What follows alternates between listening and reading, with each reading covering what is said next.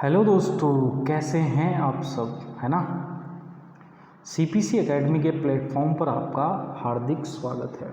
ठीक, आज हमने जो पॉलिटी की क्लास चला रखी उसका जो हमने नेक्स्ट टॉपिक हम करने वाले हैं आज, बड़ा अच्छा टॉपिक है और आज का टॉपिक छोटा भी है लेकिन बहुत ज़्यादा आपका एग्ज़ाम पॉइंट ऑफ व्यू के लिए महत्वपूर्ण है। ठीक है, टॉपिक स्टार्ट करने से पहले अगर भैया चैनल को सब्सक्राइब नहीं किया तो दोस्तों सब्सक्राइब करो, सबसे पहले बेल आइकन का बटन दबाओ जिससे कि आने वाले लेटेस्ट वीडियो आपको सबसे पहले मिले और आप उसका एग्ज़ाम में बेहतरीन तरीके से लाभ उठा पाएँ। ठीक है, चलो भैया स्टार्ट करेंगे बिना टाइम वेस्ट के। तो आज का जो टॉपिक है, ठीक है, तो उस टॉपिक को हम पढ़ने वाले हैं महान्यायवादी अटॉर्नी जनरल। ठीक है, आपने ये नाम सुना होगा, तो आज हम जानेंगे कि महान्यायवादी क्या होता है। ठीक है, तो अगर मैं तुमसे पूछूं कि भारत का जो महान्यायवादी अटॉर्नी जनरल क्या होता है, तो भारतीय संविधान के अनुच्छेद 76 में, भारतीय संविधान के अनुच्छेद 76 में एक अटॉर्नी जनरल होगा, ये बात कही जाती है। ठीक है, भारत के संविधान के अनुच्छेद 76 में किसकी बात करी गई है? महान्यायवादी की बात करी गई है। अब देखो ये महान्यायवादी कौन होता है। देखो, केंद्र सरकार जो होती है आए दिन कुछ ना कुछ नियम या कानून बनाती रहती है, और जब कानून बनाती है तो कुछ सही कानून होते हैं और कुछ सरकार के क्या होते हैं, गलत कानून होते हैं। तो जो गलत कानून होते हैं उनको क्या दी जाती है? चुनौती दी जाती है। चुनौती कैसे? सरकार पर केस कर दिया किसी ने किसी थाने से। अब ऐसा थोड़ी होगा कि प्रधानमंत्री पे केस कर दिया, कहाँ पर? सपोज मानो अंडमान निकोबार में, तो ये थोड़ी होगा कि भैया पीएम अंडमान निकोबार जाएगा केस में, कहाँ? अदालत में। तो सरकार क्या करती है? प्रधानमंत्री जो सरकार होती है, केंद्र की सरकार, वो एक व्यक्ति को चुनती है अपनी तरफ से। जैसे बोल सकते हो कि सरकार अपना एक वकील चुनती है, सरकार का वकील, जिसे हम कह सकते हैं एडवोकेट चुनती है सरकार अपना, और इसी एडवोकेट को बोलते हैं आपका अटॉर्नी जनरल। ठीक है, क्या बोलते हैं? सरकार के वकील को अटॉर्नी जनरल कहते हैं। ये क्या करता है? हमेशा सरकार की सहायता करेगा, सरकार के मुकदमे लड़ेगा, है ना। सरकार चाहे किसी भी अदालत से केस हो, ये नहीं जाएगा, मतलब सरकार नहीं जाएगी, ये जाएगा वहाँ पर केस को सुलझाने, है ना। कौन? Attorney general of India, Bharat का महान्यायवादी। अब देखो इसकी योग्यता की बात करूं कि कैसी कैसी योग्यता होनी चाहिए इसमें, कैसे चुना जाना चाहिए। तो देखो, इसे चुनता कौन है? प्रधानमंत्री। ठीक है, लेकिन प्रधानमंत्री की सिफारिश पर इसे चुनता है आपका राष्ट्रपति। कौन चुनता है? राष्ट्रपति। इसका अगर मैं बात करूं कि इसका टाइम पीरियड कितना होता है, कितने साल तक रह सकता है, तो भाई इसका टाइम पीरियड इच्छा अनुसार है। मतलब जब तक राष्ट्रपति की इच्छा होगी तब तक ये अपने पद पे रह सकता है। 10 साल, 15 साल, 20 साल, 5 साल, 2 साल। ठीक है, तो ये आपका तब तक अपने पद पर रह सकता है। कौन? Attorney general. ठीक, दूसरी बात, अगर सपोज मानो संसद में किसी गलत कानून को लेकर आपका क्या है, मतभेद हो रखा है सरकार के, तो ये क्या कर सकता है? संसद के किसी भी सदन में, चाहे लोकसभा हो चाहे राज्यसभा हो, वहाँ जाएगा और वहाँ अपनी बात रखेगा सरकार की तरफ से। लेकिन जब वोटिंग की बात आएगी तब ये वोट नहीं गिरता। मतलब ये संसद के किसी भी सदन में जा सकता है, वहाँ बोल सकता है, लेकिन जब वोटिंग की बात आती है तो ये वहाँ पर वोट नहीं डाल सकता, क्योंकि ये संसद के किसी भी सदन का सदस्य नहीं होता। इसे तो राष्ट्रपति चुनता है, और ये किस पद में दिया गया है? अनुच्छेद 76 में दिया गया है।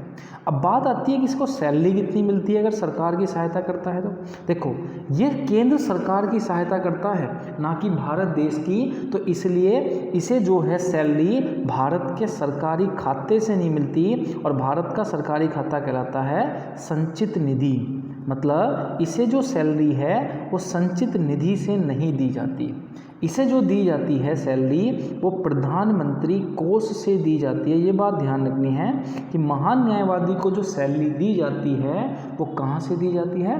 प्रधानमंत्री कोष से दी जाती है। दूसरी बात, ये सरकार का भी केस लड़ सकता है और ये किसी प्राइवेट आदमी का भी केस लड़ सकता है। ठीक है। लेकिन अगर प्राइवेट आदमी ने सरकार के खिलाफ केस लड़ा होगा तो ये आपका सरकार की तरफ से ही केस लड़ेगा, ना कि प्राइवेट आदमी की तरफ से। बात समझ गए? एक बार मैं इसको बढ़िया से समझा देता हूँ कि कौन होता है महान न्यायवादी।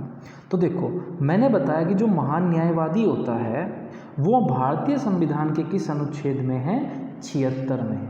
और ये केंद्र सरकार का प्रथम कानूनी अधिकारी होता है। अगर कोई तुमसे पूछे कि भारत का, केंद्र सरकार बोल दो या भारत सरकार का है, भारत का पहला कानूनी अधिकारी कौन होता है? सुप्रीम कोर्ट के जज से भी ऊपर होता है, तो पहला कानूनी अधिकारी होता है आपका महान न्यायवादी। कौन होता है? महान न्यायवादी। देखो, यह संसद का सदस्य नहीं होता, किंतु संसद की कार्यवाही में भाग ले सकता है। संसद का भले ही सदस्य ना हो, लेकिन उसकी कार्यवाही में भाग लेगा। लेकिन जब वोट डालने की बात आएगी तो यह मतदान नहीं कर सकता। ठीक। उसके बाद इसका जो कार्यकाल होता है वो 5 वर्ष का नहीं होता, बल्कि यह तो राष्ट्रपति के इच्छा अनुसार डिपेंड होता है कि कब तक इसे अपने पद पर रखना है। नेक्स्ट, ये किसी भी निजी व्यक्ति का चुनाव लड़ सकता है, लेकिन अगर सरकार के खिलाफ उस निजी व्यक्ति ने केस लड़ा है तब नहीं लड़ेगा। इसका जो वेतन है वो संचित निधि से नहीं दिया जाता, भारत के सरकारी खाते से नहीं आता। कहाँ से दिया जाता है? प्रधानमंत्री कोष से दिया जाता है। ठीक। और केंद्र सरकार पे किसी भी मुकदमे को कौन लड़ता है? आपका महान न्यायवादी। ये बातें आपको ध्यान रखनी है। ठीक। उसके बाद अगर मैं बात करूं, यह केंद्र सरकार के किसी भी मुद्दे को महान न्यायवादी लड़ता है। यह मुकदमा किसी भी न्यायालय में लड़ा जा सकता है। तो सरकार नहीं जाएगी, कौन जाएगा? यही व्यक्ति जाएगा, अनुच्छेद 76 वाला महान न्यायवादी। और महान न्यायवादी की जो योग्यता होती है वो सुप्रीम कोर्ट के जज के बराबर होती है। ये बात आपको ध्यान में रखनी है। ठीक। अब देखो, लिस्ट ऑफ अटॉर्नी जनरल देखते हैं, भारत के महान न्यायवादी की लिस्ट देखते हैं। तो देखो, भारत में अब तक अगर मैं बात करूं तो भारत में अब तक 14 आपके क्या बन चुके हैं? महान न्यायवादी। भारत के पहले जो महान न्यायवादी थे, याद रखना है, तो वो थे आपके कौन से? मोतीलाल चमनलाल, है ना, बस याद रखना है, मोतीलाल। ठीक है, कौन थे?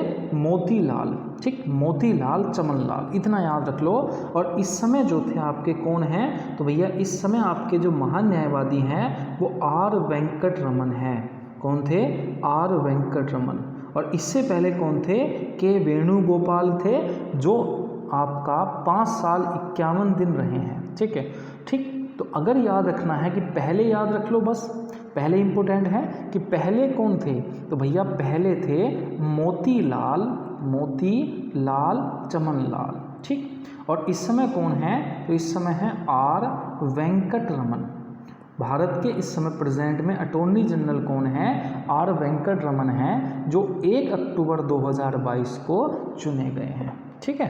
तो आर वेंकटरमन प्रेजेंट में है और भारत के पहले कौन थे? आपके मोतीलाल चमनलाल थे। ठीक। तो वीडियो अच्छी लगी हो, इतना ही इसमें महान न्यायवादी से पूछा जाता है। तो वीडियो अच्छी लगी हो दोस्तों तो भैया क्या करना है पता है तुम्हें? भैया अपना चैनल है, इसको क्या कर दो? सब्सक्राइब कर दो, वीडियो को शेयर कर दो, वीडियो को लाइक कर दो। मिलेंगे नेक्स्ट वीडियो में, तब तक के लिए हमारी जय हिंद जय भारत।